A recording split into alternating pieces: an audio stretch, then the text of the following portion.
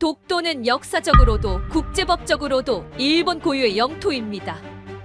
일본 총리가 국회에서 이렇게 주장했습니다. 그 한 문장은 단순한 발언이 아니었습니다. 수십 년 동안 이어온 외교 협의를 무시한 선언이었고 한국의 인내를 시험하는 마지막 신호였습니다. 한국은 소리치지 않았습니다. 항의도 하지 않았습니다. 대신 1400년의 기록을 꺼내들었습니다. 그 직후 일본 정부는 예정된 모든 브리핑을 전격 중단했고 오만했던 태도는 한순간에 꺾였습니다. 한국은 끝까지 침묵했고 대신 단 한 줄만 남겼습니다. 진실은 숨길 수 없다. 기록이 증명한다. 일본을 한순간에 침묵하게 했던 그 기록은 무엇이었을까요? 지금부터 세상이 몰랐던 그날의 진실을 공개합니다. 시작하기 전 좋아요와 구독으로 한국의 힘을 끝까지 지켜봐 주세요. 안녕하세요. 저는 레이먼드 카터입니다. 영국 런던에 본부를 둔 국제분쟁분석연구소의 수석 연구원이죠. 오전 8시 23분, 책상 위 모니터에 붉은색 긴급 표시가 떴어요. 일본 총리의 기자회견 생중계였습니다. 차가운 형광등빛 아래 총리의 목소리가 스피커를 통해 사무실 전체로 퍼져나갔죠. 독도는 역사적으로, 국제법적으로 일본 고유의 영토다. BBC 속보가 30초 만에 떴습니다. 일본 총리, 독도 영유권 강력 주장. 댓글이 수백 개로 늘어났어요. 가디언, 르몽드, 슈피겔. 유럽 언론들이 일제히 헤드라인으로 다뤘습니다. 제 휴대폰이 진동했어요. 유럽의회 외교안보위원회였습니다. 카터 박사, 긴급건입니다. 목소리에 긴장이 묻어났죠. 오전 9시 17분, 정식 의뢰서가 도착했어요. 독도 분쟁 중립적 분석 보고서 작성.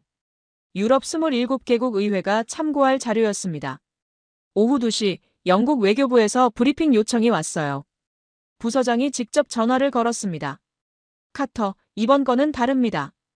일본이 매우 공격적으로 나오고 있어요. 양측 자료를 철저히 검토하십시오. 신중하게. 평소보다 낮고 무거운 목소리였죠. 그날 저녁 6시 42분 예상보다 빠른 연락이 왔어요. 일본 외무성 전략 분석팀이었습니다. 카터 박사님께 독도 관련 참고 자료를 보내드립니다. 첨부 파일 용량이 183페이지였어요. 영문 번역된 고문서, 지도, 국제법 분석까지. 하루도 안 돼서 이런 분량이 준비됐다는 건 예정된 수순이었다는 뜻이었죠. 파일을 열었습니다. 완벽했어요. 색인, 번역, 레이아웃 모두 전문적이었습니다. 반면 한국 측에서는 아직 아무 소식도 없었어요. 침묵이었습니다. 가슴 한편이 무거워졌어요. 왜일까요? 일본의 신속함 때문일까요? 한국의 침묵 때문일까요? 손끝이 차갑게 식어갔습니다. 그리고 오래된 기억이 떠올랐어요. 13년 전 암스테르담이었습니다. 20대 후반이었죠. 생애 첫 국제해양법 세미나였어요. 저는 발표자로 선정됐습니다. 일본 연구소에서 받은 영어 자료를 기반으로 분석 보고서를 작성했죠. 방대했어요. 번역도 깔끔했고요. 저는 그 자료를 신뢰했습니다. 발표가 끝났을 때였어요. 한국 대표가 손을 들었습니다.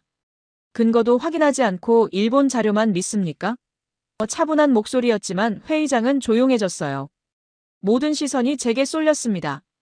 저는 아무 말도 못했어요. 반박할 근거가 없었습니다. 자료 출처를 교차 검증하지 않았으니까요. 좌장이 어색하게 웃으며 다음 순서로 넘어갔지만 분위기는 이미 틀어진 뒤였죠. 세미나가 끝난 후 복도에서 들었습니다. 카터. 자료 검증이 약한 분석가래. 동료 연구자들의 속삭임이었어요. 제 이름에 낙인이 찍혔습니다. 그날의 굴욕은 오래 남았죠. 한국 대표가 너무 공격적으로 몰아붙였다. 저렇게까지 해야 했나? 제 실수는 희미해지고 한국의 질문만 날카롭게 남았어요. 그 이후 한국 관련 사안을 접할 때마다 본능적으로 경계했습니다. 의심이 먼저 들었고 피로감이 쌓였죠. 반면 일본 연구기관과는 계속 교류했어요. 영어 자료가 풍부했고 협업이 편했으니까요. 제 편향은 그렇게 강화됐습니다. 노트북 화면 속 일본의 183페이지 자료. 한국의 침묵. 13년 전 그 굴욕. 모든 게 겹쳐 보였습니다. 새벽 1시 잠이 오지 않았어요. 창밖으로 런던의 빗소리가 들렸습니다. 일본 자료를 다시 열어봤죠. 뭔가 석연치 않았어요.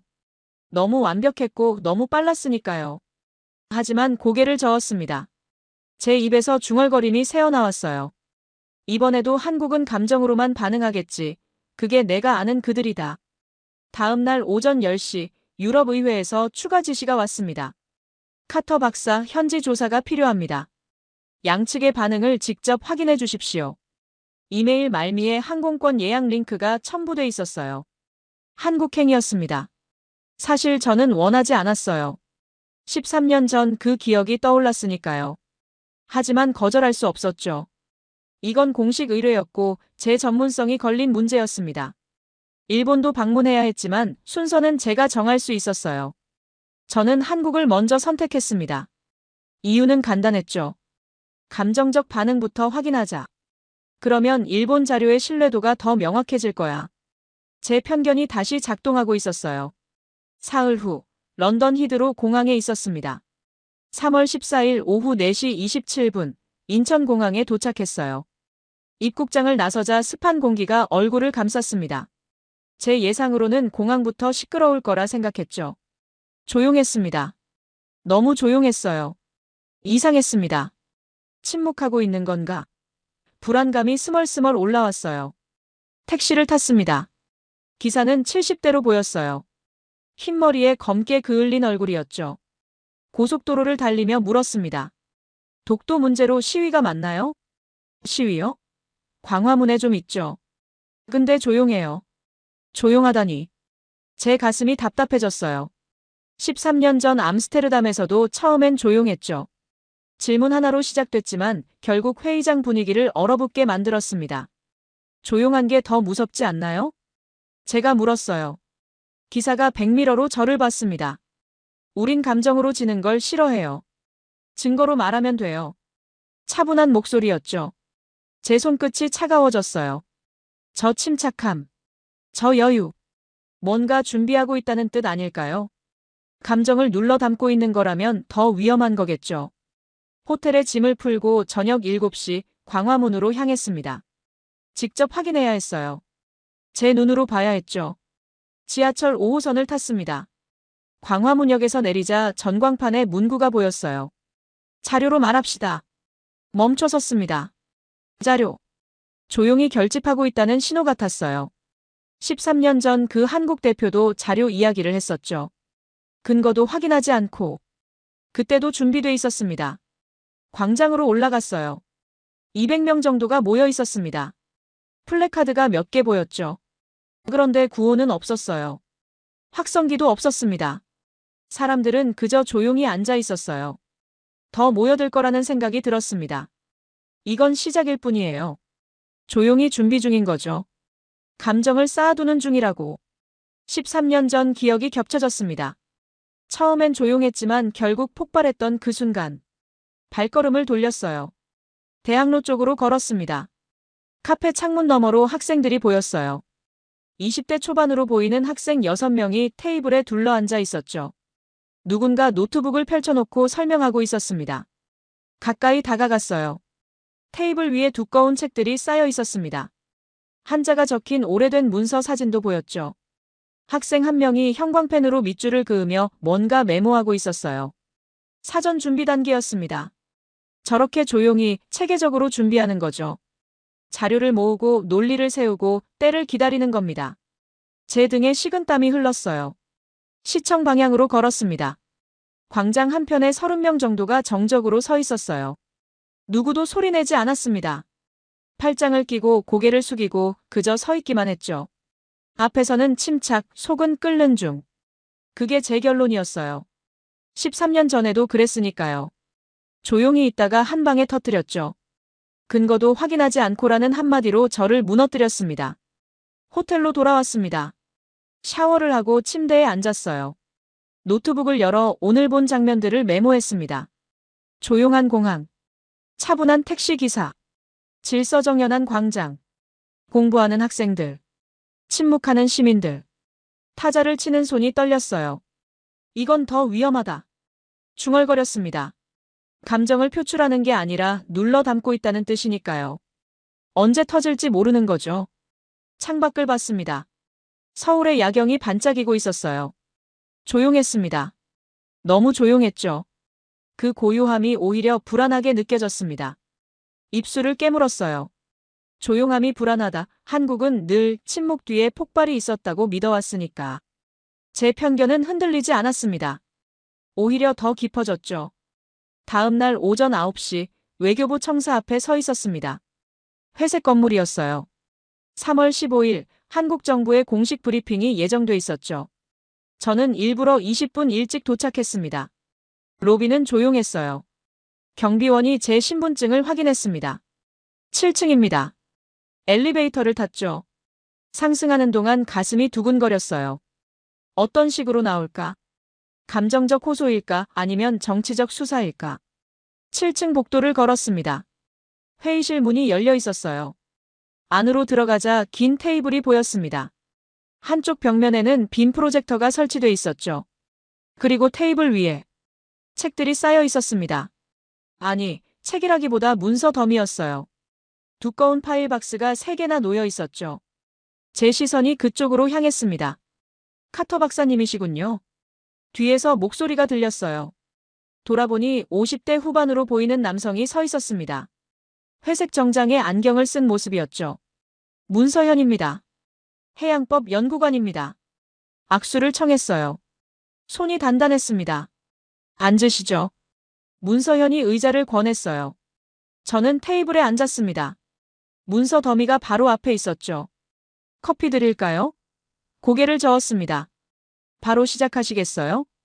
네, 문서현이 파일 박스 하나를 열었습니다. 오래된 책이 나왔어요. 삼국사기입니다. 512년 기록이죠. 조심스럽게 페이지를 넘겼습니다. 우산국 복속 기록이 여기 있습니다. 1400년 전 기록이었어요. 제 눈이 커졌습니다. 예상과 달랐죠. 감정적 호소가 아니었어요. 고문헌부터 시작하고 있었습니다. 이게 독도와 무슨 관계입니까? 물었어요. 문서현이 다음 파일을 꺼냈습니다. 세종실록 지리지 1454년입니다. 우산도와 무릉도 기록이 명확히 나옵니다. 페이지를 펼쳐 보였죠. 한자가 빼곡했어요. 또 다른 문서가 나왔습니다. 숙종 때 안용복의 진술서입니다. 1693년과 1696년 기록이죠. 문서현의 목소리는 담담했어요. 흥분도 과장도 없었습니다. 그저 사실을 나열하고 있었죠. 제 호흡이 얕아졌어요. 잠깐만요. 손을 들었습니다. 이 모든 게 독도 영유권과 직접 연결됩니까? 문서현이 안경을 고쳐 썼어요. 연결되지 않으면 여기 없습니다. 다음 박스를 열었습니다. 대한제국 칙령 41호 1900년입니다. 석도를 울릉군에 편입한다는 공식 문서죠. 원본 사진이었어요. 관인이 찍혀 있었습니다. 문서가 계속 나왔어요. 연합군 최고사령부 지령 677호 1946년 샌프란시스코 강화조약 준비 문서 메가더라인 관련 미 국무부 기록 하나하나 테이블 위에 쌓였습니다. 숨이 막혔어요. 이건 단순 주장이 아니었습니다. 체계였죠.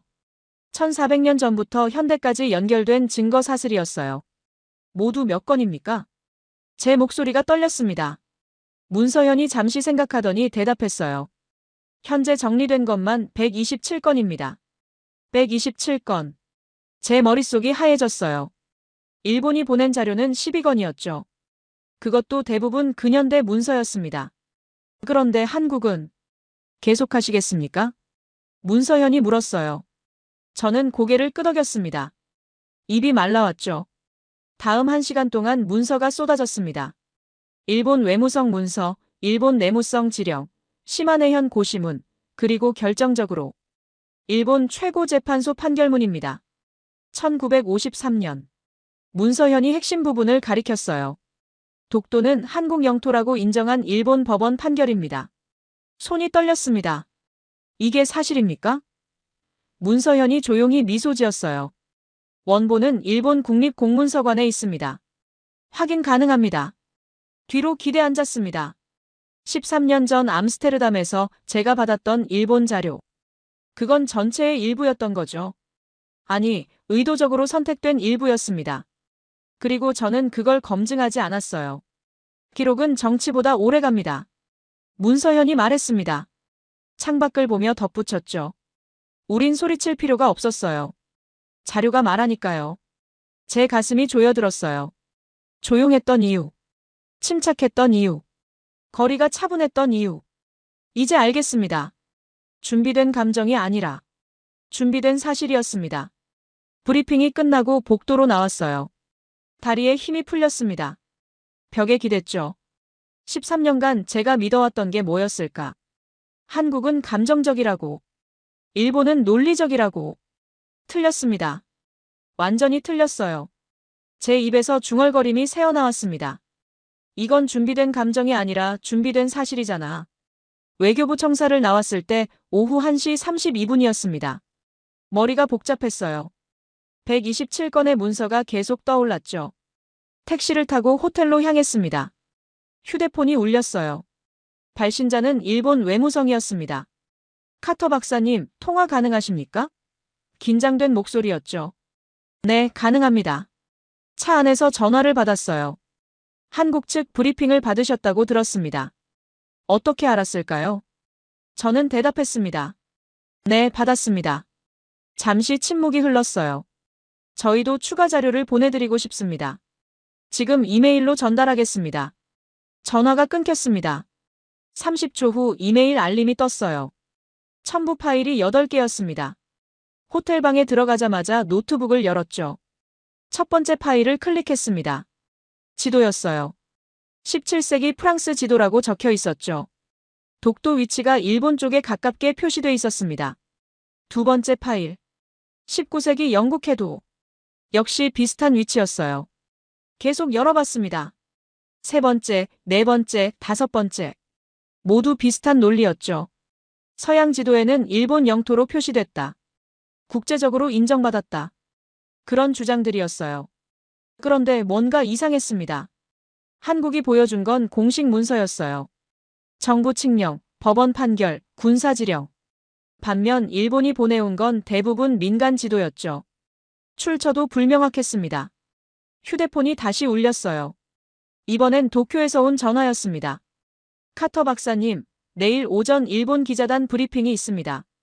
참석하실 수 있으십니까? 거절하기 어려웠어요. 참석하겠습니다. 다음 날 오전 10시 서울 프레스센터였습니다. 일본 특파원 기자들이 모여 있었어요. 20명 정도였죠. 카메라도 3대나 설치돼 있었습니다. 저는 맨 앞줄에 앉았어요. 일본 외무성 대변인이 단상에 올랐습니다. 독도 문제에 대한 국제사회의 오해를 바로잡고자 합니다. 프레젠테이션이 시작됐죠. 어제 이메일로 받았던 지도들이 화면에 떴습니다. 30분간 발표가 이어졌어요. 끝나고 질의응답 시간이었습니다. 한 일본 기자가 손을 들었어요. 40대 남성이었죠. 카터 박사님께 질문드립니다. 제 이름이 호명됐습니다. 한국 측 자료를 보셨다고 들었습니다. 어떻게 생각하십니까? 모든 시선이 저한테 쏠렸어요. 카메라 렌즈가 제 얼굴을 향했죠. 입술이 말랐습니다. 아직 분석 중입니다. 애매하게 대답했어요. 그러자 기자가 다시 물었습니다. 한국이 또 감정적으로 굴지 않습니까? 또. 그 단어가 귀에 박혔어요. 또라니. 13년 전 암스테르담이 떠올랐습니다. 근거도 확인하지 않고. 그때 그 목소리. 그때 그 시선들. 가슴이 답답해졌어요. 감정적이라고 보십니까? 제가 되물었습니다. 기자가 웃었어요. 늘 그래왔잖습니까? 목소리만 크고 근거는 부족하죠. 제 손이 떨렸습니다. 그래, 그랬지. 13년 전에도 그랬어요. 한국은 날카로웠고 공격적이었고 저를 무너뜨렸죠. 그 상처가 다시 깨어났습니다. 브리핑이 끝나고 복도로 나왔어요. 일본 외무성 직원이 다가왔습니다. 카터 박사님, 추가 자료가 더 필요하시면 언제든 연락 주세요. 저희는 투명하게 공개하고 있습니다. 미소를 지었죠. 투명하게. 그 말이 제 안에서 울렸습니다. 한국은 127건을 보여줬지만 일본도 성실하게 자료를 보내고 있잖아요. 누가 맞는 걸까? 호텔로 돌아왔습니다. 침대에 앉아 노트북을 열었어요. 한국 자료 127건. 일본 자료 20건. 숫자만 보면 한국이 압도적이죠. 하지만 13년 전 기억이 자꾸 끼어들었습니다. 한국이 또 감정적으로 굴지 않습니까? 그 질문이 계속 맴돌았어요. 제 편견이 다시 고개를 들었습니다. 어제 흔들렸던 확신이 다시 굳어지는 느낌이었죠. 창밖을 봤습니다. 서울의 거리가 보였어요. 여전히 조용했습니다. 그런데 그 조용함이 이제는 다르게 느껴졌죠. 정말 논리적이라서 조용한 걸까? 아니면 감정을 숨기고 있는 걸까? 중얼거렸습니다. 그래, 그때도 그랬지. 한국은 늘 뜨거웠다. 그런데 말끝이 흐려졌어요. 뭔가 걸렸습니다. 어제 본 127건의 문서들. 그건 감정이 아니었어요. 명백한 기록이었죠. 그럼 일본 기자의 질문은 뭐였을까? 혼란스러웠습니다. 제 머릿속에서 두 가지가 충돌하고 있었어요. 13년 전 상처와 어제 본 자료. 일본의 친절함과 한국의 침착함. 무엇을 믿어야 할까? 그날 밤 11시 잠이 오지 않았습니다. 침대에 누워있다가 일어났어요. 창밖으로 광화문 방향이 보였죠. 불빛이 보였습니다. 촛불이었어요. 호텔 직원에게 물었습니다. 저기 뭡니까? 직원이 창밖을 봤어요. 촛불 집회입니다. 매일 밤 8시부터 합니다. 매일 밤이라니. 옷을 입었습니다. 밤 11시 20분 호텔을 나섰어요. 광화문까지 걸어서 15분 거리였죠. 거리는 조용했습니다. 가로등만 켜져 있었어요. 광장이 보였습니다. 촛불이 300개 정도 보였어요. 사람들이 둘러앉아 있었죠. 그런데 이상했습니다. 구호가 없었어요. 노래도 없었죠. 그저 조용히 앉아서 뭔가를 하고 있었습니다. 가까이 다가갔어요. 한 무리가 눈에 들어왔습니다.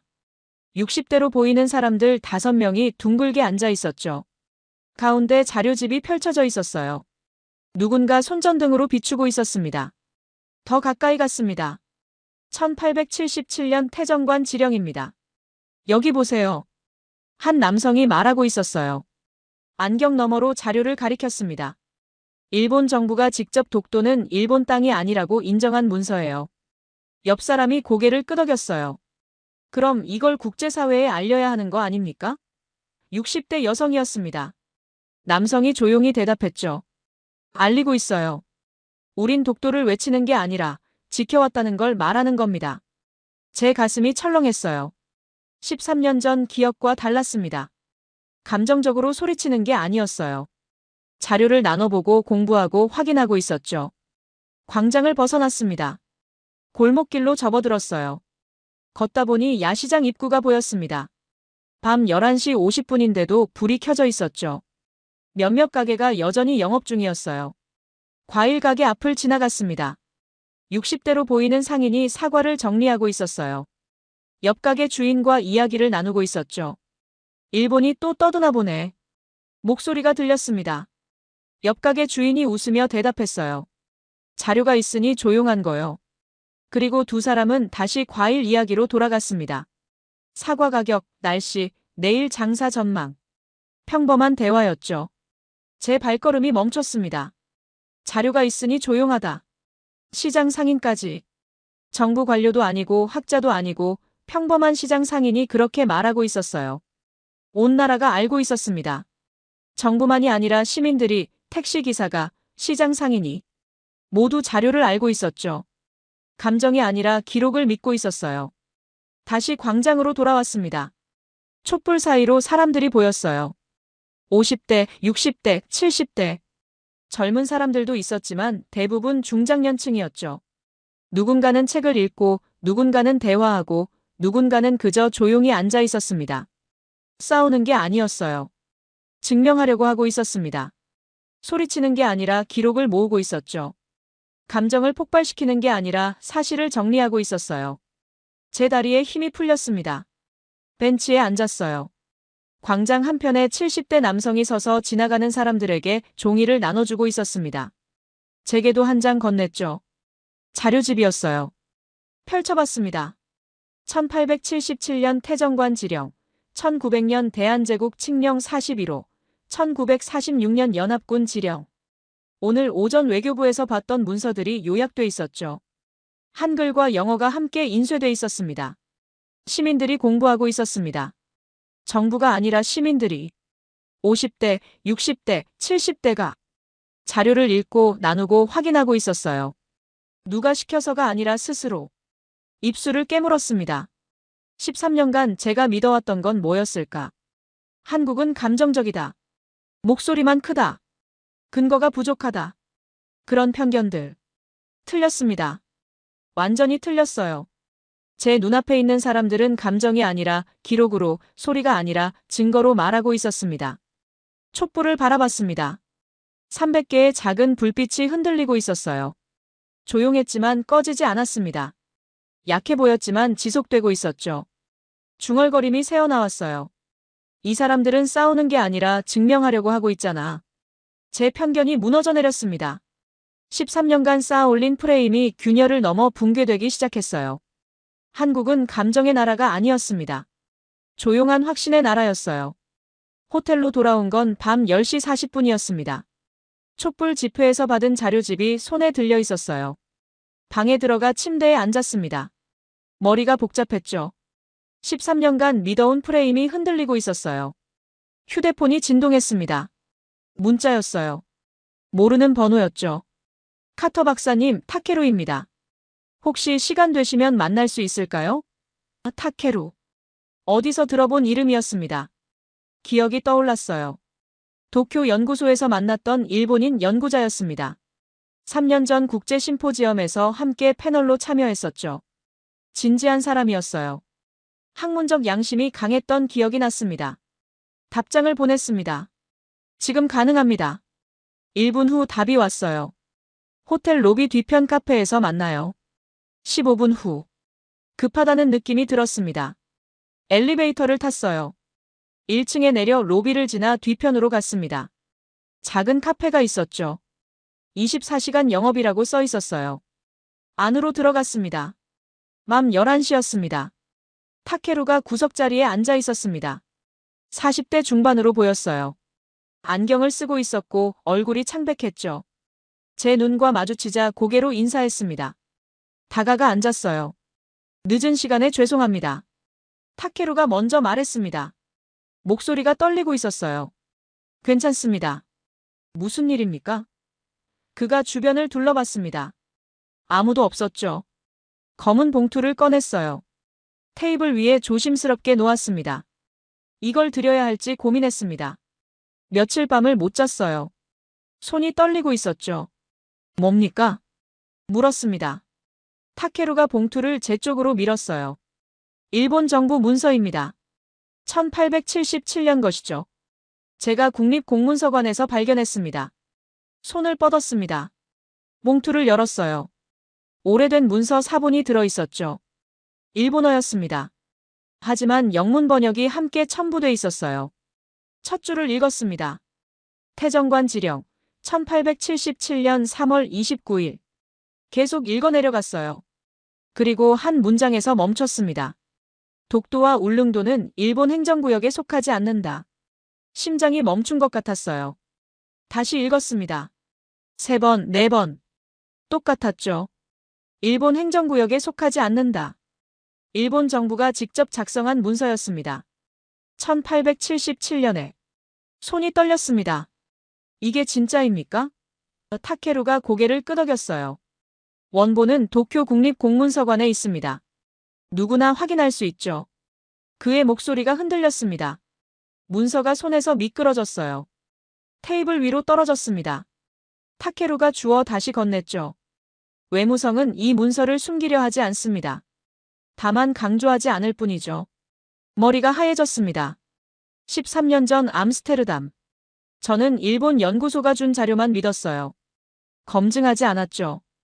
그리고 한국 대표의 질문에 무너졌습니다. 그 굴욕을 한국 탓으로 돌렸어요. 틀렸습니다.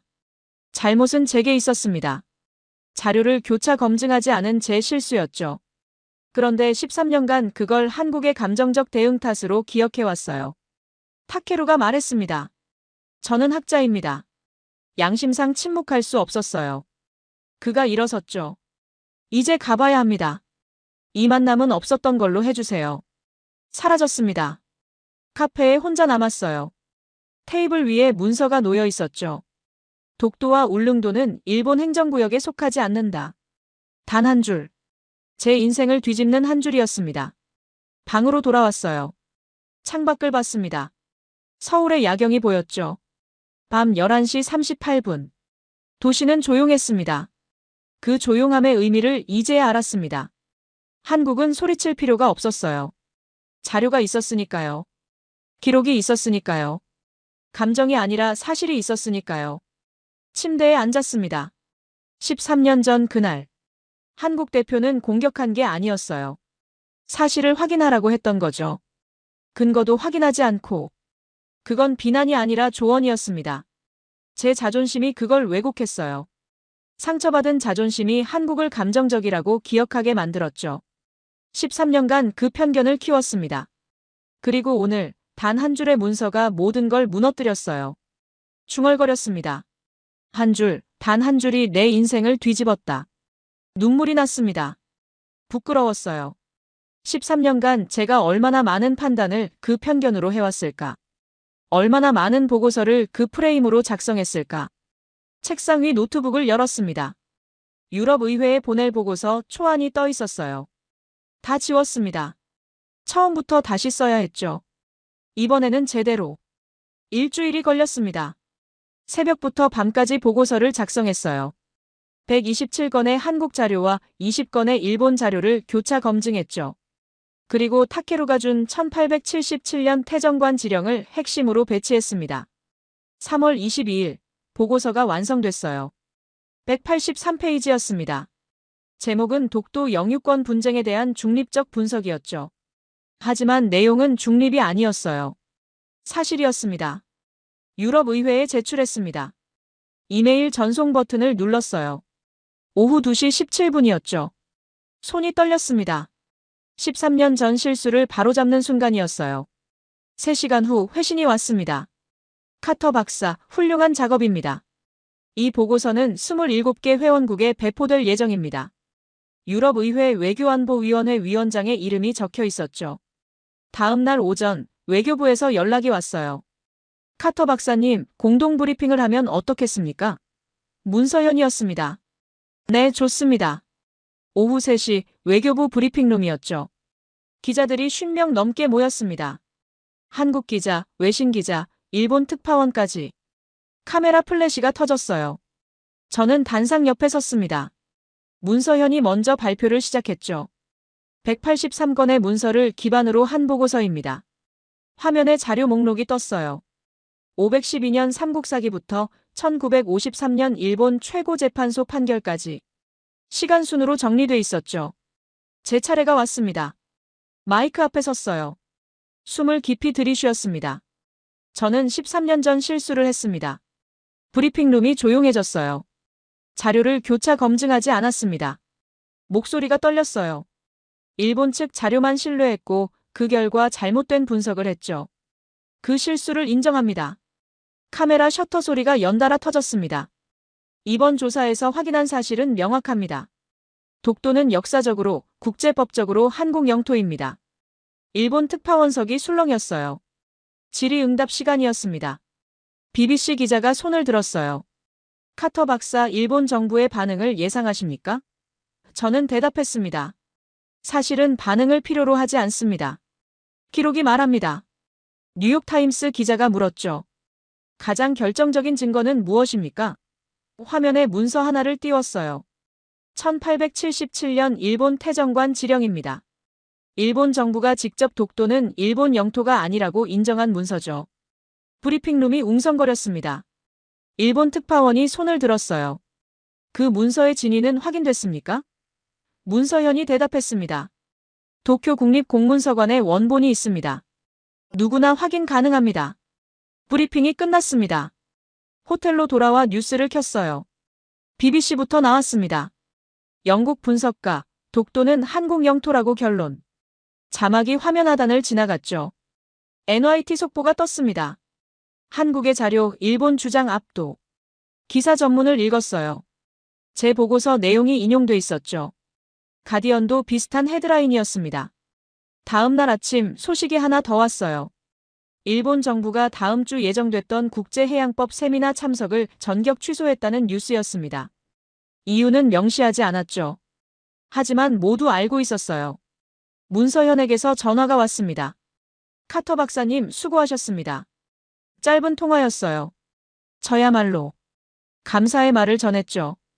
통화가 끊겼습니다. 창밖을 봤어요. 서울의 하늘이 맑았습니다. 도시는 여전히 조용했죠. 광화문 방향을 바라봤어요.